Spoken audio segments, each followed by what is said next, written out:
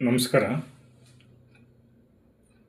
ಇವತ್ತು ನಾನು ಕೋಪ ಬಂದಾಗ ಹೇಗೆ ನಿಭಾಯಿಸಿಕೊಳ್ಬೇಕು, ಅದರಿಂದ ನಾವು ಯಾವ ರೀತಿ ಎಸ್ಕೇಪ್ ಆಗಬೇಕು ಅನ್ನುವುದನ್ನು ನಾನು ನಿಮಗೆ ಹೇಳ್ತಾ ಇದ್ದೇನೆ. ಕೋಪ ಬಂದಾಗ ಅತಿಯಾಗಿ ಅದಕ್ಕೆ ಬಲಿಯಾದರೆ ಕಲಿಕೆಗೆ ಅಡಚಣೆಯಾಗುತ್ತದೆ, ಅಲ್ಲದೆ ನಮ್ಮ ನೆನಪಿನ ಶಕ್ತಿಯನ್ನು ಅದು ಕುಂಠಿತಗೊಳಿಸ್ತದೆ. ಹೀಗಾಗಿ ಅದಕ್ಕೆ ನಾವು ಬಲಿಯಾಗಬಾರ್ದು, ಕಂಟ್ರೋಲ್ ಮಾಡ್ಕೊಬೇಕು. ಅದಕ್ಕಿಂತ ಮುಂಚಿತವಾಗಿ ನಾನು ಈ ಟಾಪಿಕ್ಕನ್ನು ಮಾತಾಡುವುದಕ್ಕಿಂತ ಮುಂಚಿತವಾಗಿ ಧರ್ಮ ಅಂದರೆ ಏನು, ಇವತ್ತಿನ ದಿನಗಳಲ್ಲಿ ಧರ್ಮದ ಸೂಕ್ಷ್ಮತೆ ಏನು, ಧರ್ಮ ಯಾವ ರೀತಿ ಕೆಲಸ ಮಾಡುತ್ತೆ, ಅದನ್ನು ಉಳಿಸಿಕೊಳ್ಳುವುದು ಹೇಗೆ ಅನ್ನುವ ಎರಡು ಕಿವಿ ಮಾತುಗಳನ್ನು ನಿಮ್ಮ ಕಿವಿಗೆ ಹಾಕಿಬಿಟ್ಟು ನಾನು ಮುಂದಕ್ಕೆ ಹೋಗ್ತಾಯಿದ್ದೆ. ಧಾರ್ಮಿಕ ಕರ್ಮಗಳ ಆರಂಭದಲ್ಲಿ ಹೇಳುವ ಸಂಕಲ್ಪದಲ್ಲಿ ಚತುರ್ವಿಧ ಫಲ ಪುರುಷಾರ್ಥ ಸಿದ್ಧಾರ್ಥಂ ಎಂದು ಹೇಳುವುದನ್ನು ನಾವು ಅನೇಕ ಸಭೆಯ ಸಮಾರಂಭಗಳಲ್ಲಿ ನಾವು ಈ ಮಹನೀಯರು ಮಾತನಾಡುವುದನ್ನು ಕೇಳಿದ್ದೇವೆ. ನಾವು ಮಾಡುವ ಕೆಲಸ ಪುರುಷಾರ್ಥ ಸಿದ್ಧಿಗೆ ಕಾರಣವಾಗಿರಬೇಕೆಂದ ಆಶಯ. ಚತುರ್ವಿಧ ಫಲ ಪುರುಷಾರ್ಥ ಸಿದ್ಧಾರ್ಥಂ, ನಾವು ಮಾಡುವ ಕೆಲಸ ಪುರುಷಾರ್ಥ ಸಿದ್ಧಿಗೆ ಕಾರಣವಾಗಿರಬೇಕು ಅಂತಂತೇಳಿ. ಈ ಶರೀರ, ಪುರವೆಂಬ ಶರೀರ ಗತನಾದ ಜೀವಾತ್ಮನ ಉನ್ನತಿಗಾಗಿ ಮೋಕ್ಷದೆಡೆಗೆ ಮೇಲೆತ್ತವೆಲ್ಲ 4 ಅರ್ಥಗಳು ಪುರುಷಾರ್ಥ. ಧರ್ಮ, ಅರ್ಥ, ಕಾಮ, ಮೋಕ್ಷ. ಈ ಪುರುಷಾರ್ಥಗಳಲ್ಲಿ 4 ವಿಧ: ಅರ್ಥ, ಕಾಮ, ಮೋಕ್ಷ. ಧರ್ಮ, ಅರ್ಥ, ಕಾಮ, ಮೋಕ್ಷ. ಇದು ಪುರುಷಾರ್ಥಗಳಲ್ಲಿ ಒಬ್ಬ ಪುರುಷನ ಜೀವನದಲ್ಲಿ ಬಂದು ಹೋಗತಕ್ಕ 4 ಪುರುಷಾರ್ಥಗಳು, 4 ವಿಧ. ಇದಕ್ಕೆಲ್ಲ ಧರ್ಮದ ತಳಹದಿ ಬಹಳ ಮುಖ್ಯವಾಗಿರ್ತದೆ. ಪುರುಷಾರ್ಥ ಕಲಶ, ದೇಹ, ಇಂದ್ರಿಯಗಳ, ಅಂತಃಕರಣಗಳ ಆಚೆ ಆ ಧರ್ಮದ ಬುನಾದಿಯ ಮೇಲೆ ಅರ್ಥ ಕಾಮಗಳು ಸಾಗುವ ದಾರಿಗಳು, ಮೋಕ್ಷದ ಸಾಧನೆಗಳು. ನನಗೆ ಗೊತ್ತಿಲ್ಲ, ಸ್ವಲ್ಪ ಕಿವಿ ಮಾತು ಸ್ವಲ್ಪ ತಿಳ್ಕೊಂಡಿರ್ಬೇಕು ಅದರ ಬಗ್ಗೆ ಅಂತ ನಾನು ಈ ಸಂದರ್ಭದಲ್ಲಿ ಈ ಪುರುಷಾರ್ಥಗಳ ಬಗ್ಗೆ 4 ಮಾತುಗಳನ್ನು ಹೇಳುತ್ತಾ ನಾನು ಈ ಕೋಪದ ಕಡೆಗೆ ಹೋಗ್ತಾ ಇದ್ದೀನಿ. ಮನುಷ್ಯನಿಗೆ ಕೋಪ ಅಂದರೆ ಪ್ರತಿ ಸಮಾಜದಲ್ಲಿ, ಮನುಷ್ಯ ಜೀವಿಗಳಲ್ಲಿ ಈ ಕೋಪವು ಎಷ್ಟು ತನ್ನ ಮನುಷ್ಯನ ದೇಹದಲ್ಲಿ ಸ್ಥಾಪಿಸಿರುತ್ತದೆ ಅನ್ನುವುದು ಬಹಳ ಮುಖ್ಯವಾಗಿರುತ್ತದೆ. ಕೋಪ ಬಿಟ್ಟು ಯಾವ ಜೀವಿಗಳೂ ಇಲ್ಲ. ಪ್ರತಿಯೊಂದು ಜೀವಿಯಲ್ಲಿಯೂ ಈ ಕೋಪ ಅನ್ನೋದು ಇದ್ದೇ ಇರ್ತದೆ. ಹಾವನ್ನು ತೆಗೆದುಕೊಂಡ್ರೆ ಏನೂ ಮಾಡೋದಿಲ್ಲ. ಅವು ತನ್ನ ರಕ್ಷಣೆಗಾಗಿ ಅವು ಆ ಕೋಪವನ್ನು ವ್ಯಕ್ತಪಡಿಸ್ತವೆ. ಅವು ಯಾವ ಹುಲಿನೂ ಏನೂ ಮಾಡುವುದಿಲ್ಲ ಮನುಷ್ಯ ತಾವಾಗಿ. ಈ ಮನುಷ್ಯನ ಸ್ವಭಾವ ಏನಂದರೆ ಇವನು ಒಳ್ಳೆಯದಲ್ಲ ಅನ್ನೋದು ಅವಕ್ಕೆ ಗೊತ್ತಿರ್ತದೆ. ರಿಯಾಕ್ಟ್ ಆಗ್ತವೆ, ಗುರ್ರ್ ಅಂತ. ಹುಲಿ, ಸಿಂಹಗಳಂತೂ ಗುರ್ರ್ ಅಂತವೆ. ಈ ಎಲ್ಲ ಒಂದೊಂದು ಪ್ರಾಣಿಗೂ ಒಂದೊಂದು ಭಯ ಇರುತ್ತೆ. ತನ್ನನ್ನು ತಾನು ರಕ್ಷಣೆ ಮಾಡೋದಕ್ಕೋಸ್ಕರವಾಗಿ ಅವು ತನ್ನ ರಿಯಾಕ್ಷನನ್ನು ಕೊಡ್ತಾ ಇರ್ತವೆ. ಈ ಕೋಪದ ಸಂಕೇತ ಇದು. ಮನುಷ್ಯನಿಗೆ, ಸುಮ್ಕಿದ ಮನುಷ್ಯನಿಗೆ ರಪ್ ಅಂತ ಹಿಂದಿಂದ ತಲೆ ಹೊಡೆದು ಬಿಟ್ರೆ ಆಟೋಮೆಟಿಕಲಿ ಅವನಿಗೆ ಸಿಟ್ಟು ಕೆಂಡವಾಗಿ ಬಂದುಬಿಡ್ತದೆ. ತಲೆ ಮುಟ್ಟಬಾರ್ದು. ಸಿಟ್ಟು ಬರೋದಕ್ಕೆ ಅದೇ ಕಾರಣ. ಅದು ಅರ್ಥವಾಯ್ತಾ? ಕೋಪ ಮನುಷ್ಯರನ್ನು ಬಲಹೀನರನ್ನಾಗಿ ಮಾಡುತ್ತದೆ. ಪ್ರತಿಯೊಬ್ಬ ಮನುಷ್ಯನ ಹುಟ್ಟಿನಿಂದ ಸಾಯುವ ತನಕ ಒಂದಲ್ಲ ಒಂದು ವಿಧದಲ್ಲಿ ಕೋಪವನ್ನು ತೋರಿಸ್ತಲೇ ಇರ್ತಾನೆ. ಕೋಪ ಯುದ್ಧಕ್ಕೆ ಮೂಲ, ಜಗಳಕ್ಕೆ ಮೂಲ. ಪ್ರತಿಯೊಂದಕ್ಕೂ ಅದು ಕಂಟ್ರೋಲ್ ಇಲ್ಲ ಅಂತ ಹೇಳಿದ್ರೆ ನಿನ್ನನ್ನು ಭೂಗತ ಮಾಡಿಬಿಡ್ತದೆ. ಮನುಷ್ಯತ್ವದ ಸಂಬಂಧದಲ್ಲಿ ವಿಷಮತೆಯನ್ನು ಉಂಟು ಮಾಡುತ್ತದೆ. ಆರ್ಥಿಕ ಹತಾಶೆ, ಮತೀಯ ಜಗಳ, ಅನೇಕ ಕಾರಣಗಳು. ಉಗ್ರರಿಂದ, ಕೋಪದಿಂದ ಆಗಬಾರದ ಅನಾಹುತಗಳು ಜರುಗುತ್ತವೆ. ಕೋಪ ಆಕ್ರಮಣಕ್ಕೆ ಮತ್ತು ಹಿಂಸೆಗೆ ದಾರಿ ಮಾಡಿಕೊಡುತ್ತದೆ. ಎಲ್ಲ ಜೀವಿಗಳು ಈ ಕೋಪದ ತೊಂದರೆಯನ್ನು ಅನುಭವಿಸಿಯೇ ತಿರ್ತಾರೆ. ಅದನ್ನು ಯಾವ ರೀತಿ ವ್ಯಕ್ತಪಡಿಸಬೇಕು ಎಂಬುದು ಕಲಿಯೋದು ಭಾಳ ಅತ್ಯಗತ್ಯ. ಕೋಪದ ಭಾವನೆ ಹೇಗೆ ಬರುತ್ತದೆ, ಯಾವ ಸಂದರ್ಭದಲ್ಲಿ ಬರುತ್ತದೆ ಎಂಬುದನ್ನು ಕಂಡುಕೊಳ್ಳಬೇಕು.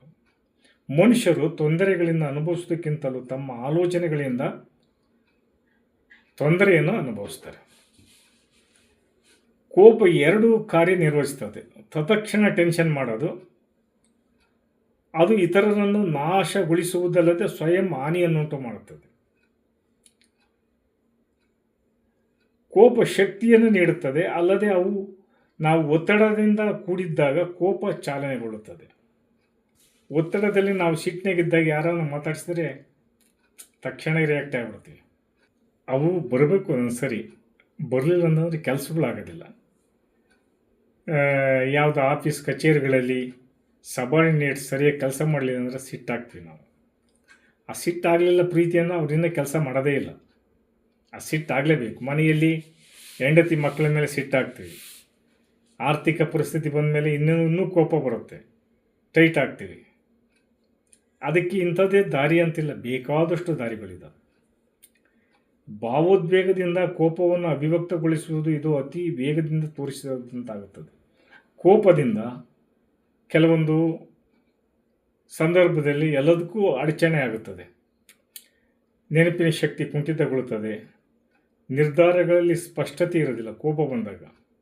ಯಾವುದೇ ನಿರ್ಧಾರ ಅದಕ್ಕೆ ಹೇಳ್ತಾರೆ, ಕೋಪ ಬಂದಾಗ ಯಾವ ನಿರ್ಧಾರವನ್ನು ತೆಗೆದುಕೊಳ್ಬಾರ್ದು ಅಂತಂತೇಳಿ. ಅದರಿಂದ ಅನೇಕ ನಿರ್ಧಾರಗಳನ್ನು ನಾವು ಕೈ ಬಿಡಬೇಕಾಗುತ್ತದೆ. ಆಮೇಲೆ ಆ ಕೋಪ ಬಂದಾಗ ಕೆಲವರು ಪ್ರಶ್ನೆ ಕೇಳಿದಾಗ ಅದನ್ನು ಉತ್ತರಿಸಬಾರ್ದು. ಆ ಉತ್ತರ ಇಲ್ಲೇ ಹೋಗಿರ್ತವೆ. ಅತಿಯಾಗಿ ಆಗಬಾರ್ದ ಅಪಾಯಗಳು, ಅನಾಹುತಗಳು ಸಂಭವಿಸಿ ಕೊನೆಗೆ ಪ್ರಾಣಹಾನಿಯೂ ನಮಗೆ ಆಗಿಬಿಡುತ್ತದೆ. ಅದು ಕೋಪ ಅನ್ನುವುದು ಸ್ವಯಂ ನಾಶಕಾರಿ. ಅದು ತಮಗೆ ತಾವೇ ಸ್ವಯಂ ಕೋಪಗೊಂಡು ಅರ್ಧ ತಲೆನೋವು, ಆಮೇಲೆ ಅಲ್ಸರು, ಅತಿ ರಕ್ತದೊತ್ತಡ, ಮಲಬದ್ಧತೆ, ಖಿನ್ನತೆ, ಡಿಪ್ರೆಷನ್ನು ಇವೆಲ್ಲ ತೊಂದರೆಗೊಳಗಾಗ್ತೀವಿ. ಯಾವಾಗ ಈ ಕೋಪ ನಮಗೆ ಸಮಸ್ಯೆಯನ್ನು ಉಂಟು ಮಾಡ್ತದೆ ಅಂತಂತಂದರೆ, ವಿವಿಧ ಸನ್ನಿವೇಶಗಳಿಗೆ ಸುಲಭವಾಗಿ ಪದೇ ಪದೇ ಕೋಪಗೊಳ್ಳುವುದರಿಂದ ಸಣ್ಣ ಪುಟ್ಟ ನಿರಾಶೆಗಳಿಗೂ ಅತಿಯಾಗಿ ಪ್ರತಿಕ್ರಿಯೆ ತೋರಿಸುವುದು, ದೀರ್ಘಕಾಲದಿಂದ ಕೋಪ ಹೊಂದಿದ್ದರೆ ವಿನಾಶಕಾರಿ. ಇದು ಆರೋಗ್ಯಕರ ಸಂಬಂಧಗಳಲ್ಲಿ ಬಲಹೀನತೆಯನ್ನು ಮಾಡಿದಾಗ ಒಂದಲ್ಲ ಎರಡಲ್ಲ 108 ಇದಕ್ಕೆ ಎಕ್ಸ್ಪ್ಲನೇಷನ್ ಕೊಡೋದೇ ಭಾಳ ಕಷ್ಟ ಆಗುತ್ತೆ. ಮಾನಸಿಕ ತಂತ್ರಗಳನ್ನು ಉಪಯೋಗಿಸಿ ಕೋಪದ ನೆಲೆಗಟ್ಟನ್ನು ನಾವು ಸ್ವಲ್ಪ ಕಂಟ್ರೋಲ್ ಮಾಡ್ಕೊಬೋದು.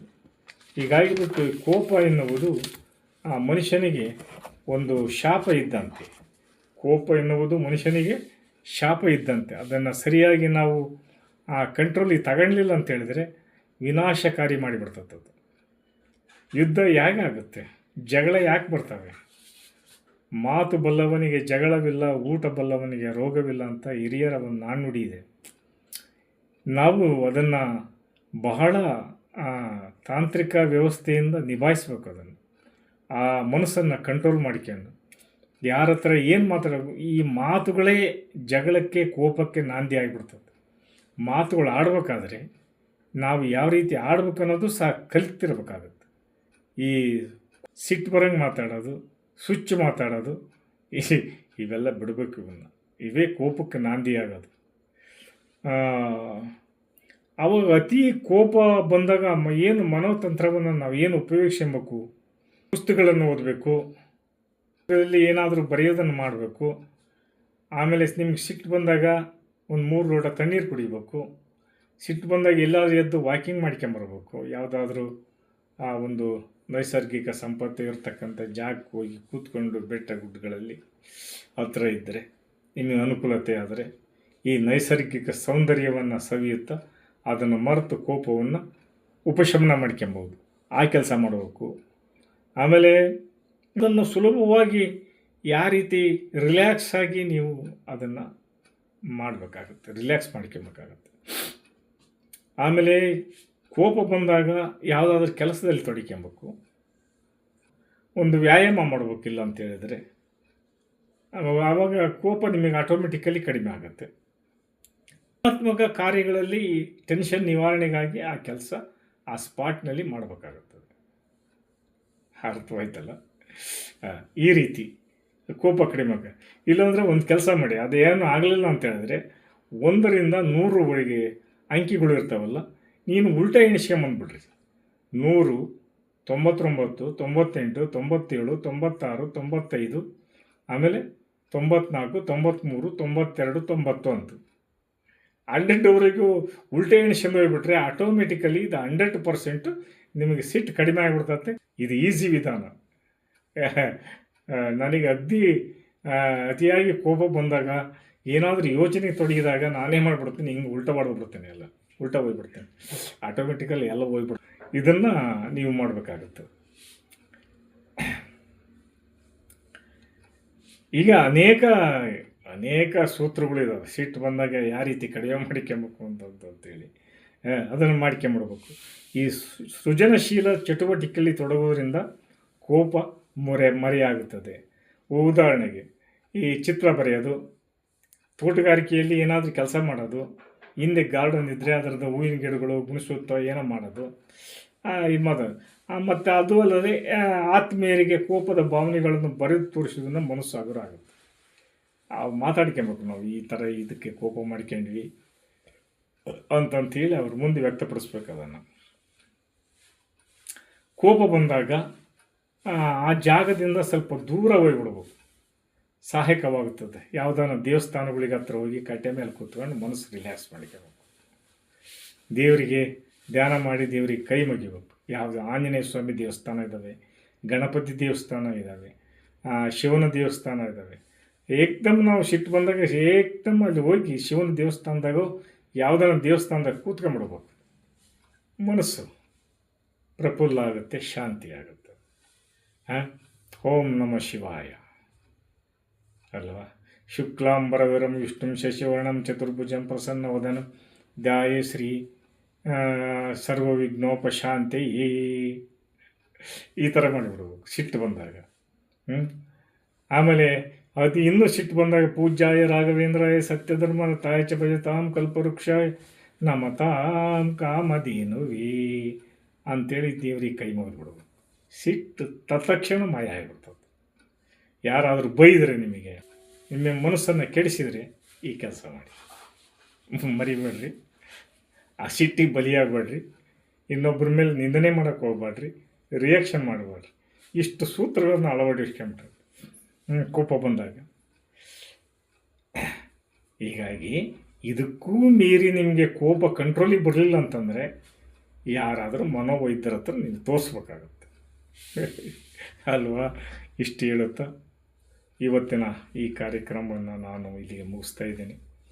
ಸಿಂಪಲ್ ಏನೋ ಒಂದು ಕಿವಿ ಮಾತು ನಿಮಗೆ ಗೊತ್ತಾಗಲಿ ಅಂತಂತೇಳಿ ಇಷ್ಟು ಹೇಳ್ತಾ ನನ್ನ ಮಾತುಗಳನ್ನು ಮುಗಿಸಿ, ಈ ಚಾನಲನ್ನು ನೀವು ಸಬ್ಸ್ಕ್ರೈಬ್ ಮಾಡಿ, ಲೈಕ್ ಕೊಡಿ ಅಂತ ಕೇಳಿಕೊಳ್ಳುತ್ತಾ ನನ್ನ ಮಾತುಗಳನ್ನು ಮುಗಿಸ್ತಾ ಇದ್ದೀನಿ.